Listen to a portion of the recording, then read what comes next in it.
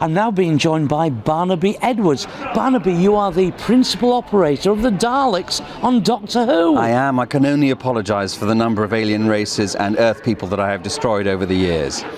We shall exterminate. Do you know, I love doing that.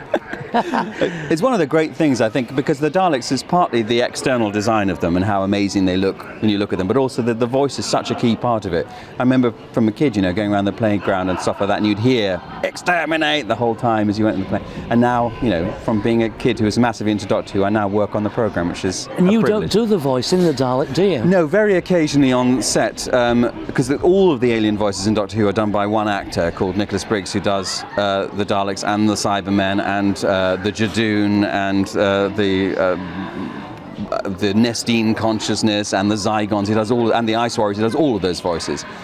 So he's usually on set just off the corner with a microphone doing the voice live and everything, because there's a lot of sort of noise when you're inside a Dalek, so they can't kind of have the voices, and the voices have never been done by the actual Dalek operators, but occasionally when he doesn't turn up, I do get to do the Dalek voices. He then dubs them in afterwards, which is a shame. We do very well with the lights on the top of the dome on the Dalek's head of actually flashing when they speak. Well, the secret about that is for the first series of Doctor Who, when they brought it back with Christopher Eccleston, it was a kind of manual button thing, but since then it's been voice activated, so I'm afraid that's not me.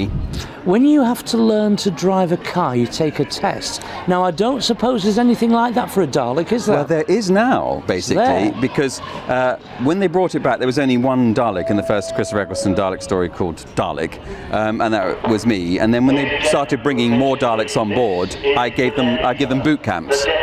So I have a Dalek training session about how to do formation Daleks and how to do individual Daleks. So I'm the driving instructor now. What's it like driving one, though? Is it fun? Is it claustrophobic? It's a very uncomfortable job, and it is claustrophobic because all of those little hemispheres that they've got on the outside of the Dalek, they've all got a single bolt coming through. So it's a bit like being in an old medieval Iron Maiden. All of these little things are sticking into you when you move around, and it's all bits of sharp fiberglass. So in terms of comfort, it's you get lots of cuts and bruises and stuff like that, but it's a lot of fun to do. I mean, you can get the same effect by sticking two broomsticks under your arm, sitting on an office chair, and then putting a dustbin on your head. If you want to have that full Dalek experience, do that for 5 hours, and then you'll be fine. So who makes the Doctor Who Daleks here? It's people that are here make their own Daleks. Yeah, I mean, that's an amazing thing. One of the great things about coming to a convention like this at the Spa Complex in Scarborough is that you've got lots of fans come here, and they are so dedicated. They've got the plans, the blueprints of the original Daleks, and they make their own fan Daleks, and they raise so much money for charity and things like that. You can go online, you can find all the blueprints online, and then start making them at home from wood or from fiberglass if you're very, very clever, or from papier-mâché or whatever.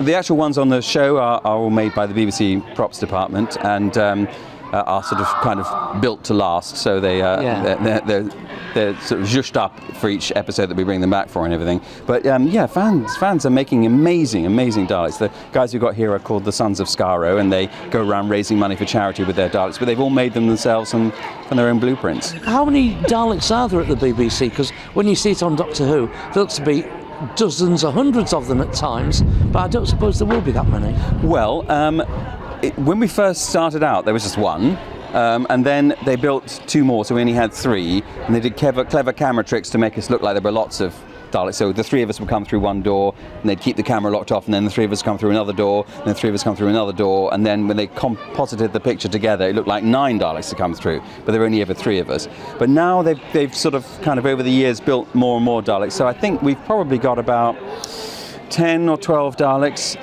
that are sort of official BBC ones, and then for sort of the big stories, like there was a 2-parter that opened the season, Peter Capaldi's last season, where they had maybe sort of 25 Daleks. Some of those are Daleks like we see today. They're ones built by fans, and the fans lend them to the BBC. So it's a wonderful sort of quid pro quo reciprocal arrangement. Fans who have sat in their bedroom beautifully building a Dalek can see it now on television because they've loaned it to the BBC, and I get to go in it and operate it. Finally, can you tell us about any story that's coming up in Doctor Who that you're going to be in as a Dalek? Well, see, if I told you that, I'd have to exterminate you. I thought you'd say that somehow. Thank you very much indeed for having a chat. It's lovely to meet you. It's a pleasure meeting you as well. Have a fantastic day in this beautiful, beautiful weather. We always do. Good.